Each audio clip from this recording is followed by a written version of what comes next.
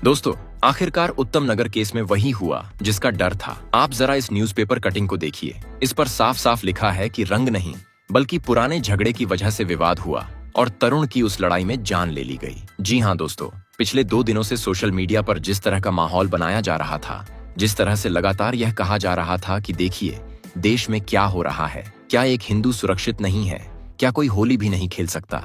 अब जब धीरे धीरे इस पूरे मामले की परतें खुलनी शुरू हुई, जब पुलिस के बयान सामने आए, जब अखबारों में रिपोर्ट छपनी शुरू हुई, तब कहानी कुछ और ही नजर आने लगी।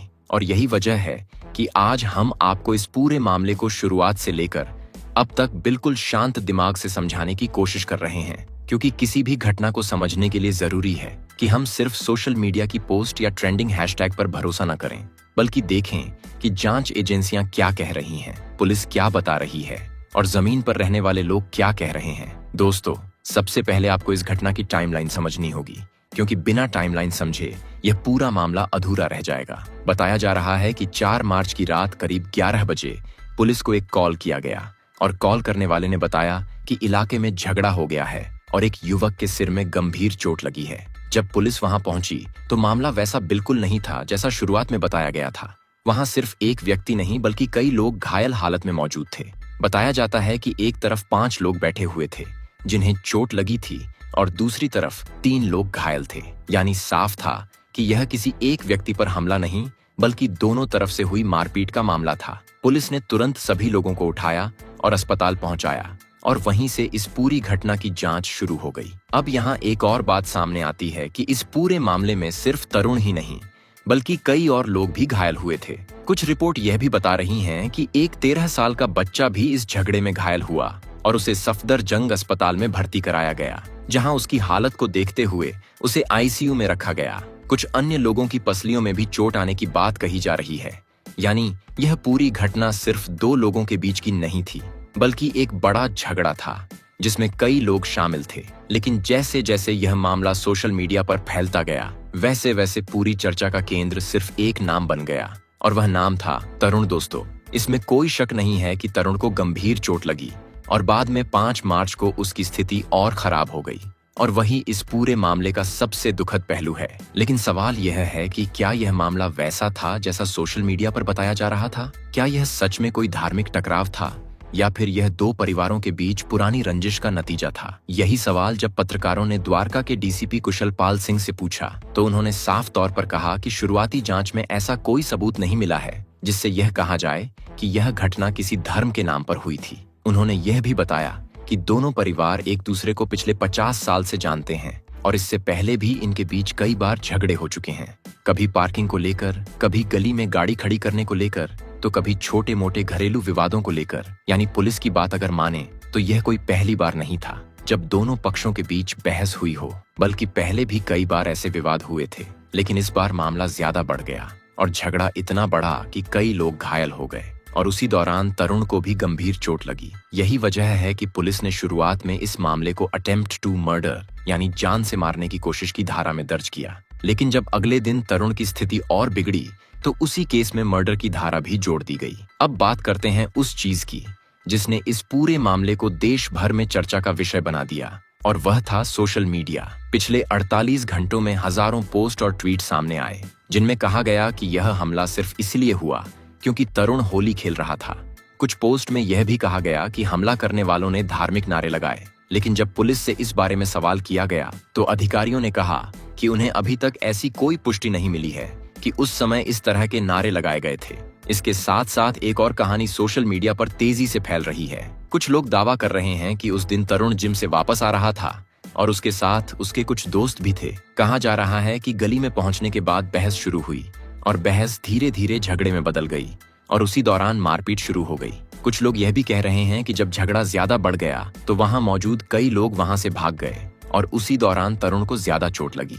लेकिन इन दावों की भी अभी तक आधिकारिक पुष्टि नहीं हुई है, इसीलिए पुलिस इन सभी एंगल की जांच कर रही है। अब यहाँ एक और पहलू सामने आता है और वह है घटना के बाद इलाके का माहौल। बताया जा रहा है कि जब यह खबर फैली तो इलाके में काफी तनाव पैदा हो गया। कुछ लोग सड़कों पर उतर आए, कुछ जगहों पर नारेबाजी हुई और कुछ लोगों ने गुस्से में आकर ऐसे बयान भी दिए जिनसे माहौल और ज्यादा गर्म हो गया। खुद तरुण की मां ने भी गुस्से में कुछ ऐसे बयान दे दिए जिनकी चर्चा पूरे देश में होने लगी। उन्होंने कहा कि भारत के मुसलमानों को पाकिस्तान भेज देना चाहिए। अब जाहिर है कि एक माँ जिसने अपना बेटा खो दिया हो, उसका दर्द बहुत बड़ा होता है और ऐसे समय में इंसान भावनाओं में बहकर कुछ भी कह सकता है। लेकिन जब ऐसे बयान कैमरे पर आते हैं तो उनका असर सिर्फ एक परिवार तक सीमित नहीं रहता, बल्कि पूरा समाज उससे प्रभावित होता है। इलाके में रहने वाले कुछ लोगों के बारे में भी खबरें आईं कि उन्होंने गुस्से में आकर मुसलमानों के खिलाफ नारे लगाए। कुछ लोगों ने कहा कि उन्हें इलाके से बाहर निकाल दिया जाए। कुछ जगहों पर घरों के बाहर हंगामा हुआ, गाड़ियों को नुकसान पहुंचाने की खबरें भी सामने आईं और कुछ लोगों ने आरोप लगाया कि कुछ घरों में घुसकर सामान फेंका गया। लेकिन पुलिस ने तुरंत इलाके में सुरक्षा बढ़ा दी और हालात को काबू में करने की कोशिश की। इसी बीच पुलिस की कार्रवाई भी लगातार जारी रही। शुरुआत में 5 लोगों को हिरासत में लिया गया, फिर 2 और लोगों को पकड़ा गया और इस तरह कुल 7 लोगों को गिरफ्तार किया गया। बाद में जांच आगे बढ़ी तो एक और गिरफ्तारी हुई और कुल मिलाकर 8 लोगों को इस मामले में पकड़ा गया। पुलिस का कहना है कि जिन लोगों की पहचान हुई है उन्हें एक एक करके पकड़ लिया गया है और आगे भी अगर किसी की भूमिका सामने आती है तो उसे भी कानून के अनुसार कार्रवाई का सामना करना पड़ेगा। अब यहाँ हम अपने इस नए टॉपिक पर भी बात करेंगे और वह यह है कि आज के समय में किसी भी घटना के बाद सोशल मीडिया किस तरह कहानी को बदल देता है। पहले के समय में जब कोई घटना होती थी तो लोग अखबार या टीवी चैनल के जरिए जानकारी लेते थे, लेकिन अब मोबाइल फोन और इंटरनेट के दौर में हर व्यक्ति खुद को रिपोर्टर समझने लगा है। कोई आधी जानकारी के आधार पर पोस्ट लिख देता है, कोई वीडियो डाल देता है और देखते ही देखते वह बात लाखों लोगों तक पहुंच जाती है। उत्तम नगर के इस मामले में भी कुछ ऐसा ही हुआ। शुरुआत में जब घटना हुई तब तक ज्यादा लोगों को इसके बारे में जानकारी नहीं थी, लेकिन जैसे ही कुछ पोस्ट वायरल होने लगी वैसे ही पूरे देश में इस घटना को लेकर चर्चा शुरू हो गई। कई लोगों ने बिना पूरी जांच का इंतजार किए अपनी अपनी राय बना ली।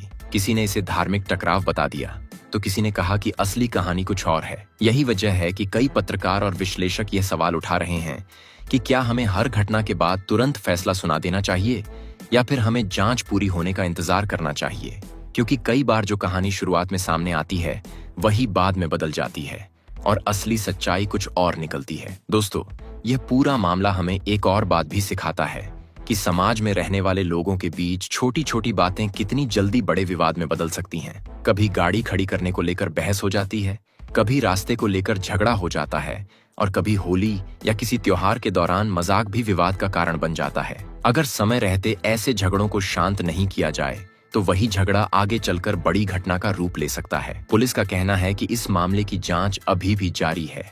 आसपास लगे सीसीटीवी कैमरों की फुटेज देखी जा रही है, वहां मौजूद लोगों से पूछताछ की जा रही है और यह समझने की कोशिश की जा रही है कि उस रात आखिर हुआ क्या था, कौन लोग वहां मौजूद थे, किसने किस पर हमला किया और किस वजह से झगड़ा इतना बढ़ गया। तो दोस्तों, उत्तम नगर की इस घटना में अब तक जो बातें सामने आई हैं उनसे इतना जरूर साफ होता है कि कहानी उतनी सीधी नहीं है जितनी सोशल मीडिया पर बताई जा रही थी।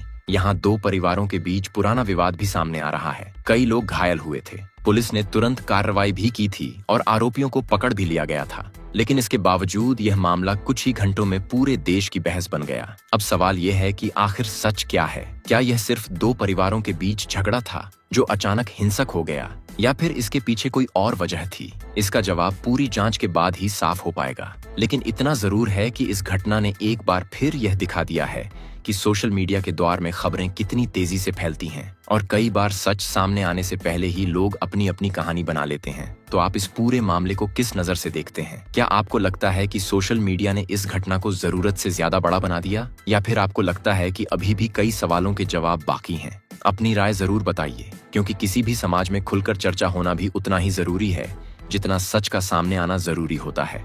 और इसी उम्मीद के साथ कि सच्चाई पूरी तरह सामने आएगी और जिम्मेदार लोगों पर कार्रवाई होगी, हम इस पूरी घटना पर नजर बनाए हुए हैं और जैसे ही कोई नई जानकारी सामने आएगी आपको जरूर बताएंगे। खैर, वीडियो पसंद आई हो तो वीडियो को लाइक कर चैनल को सब्सक्राइब जरूर कर लें।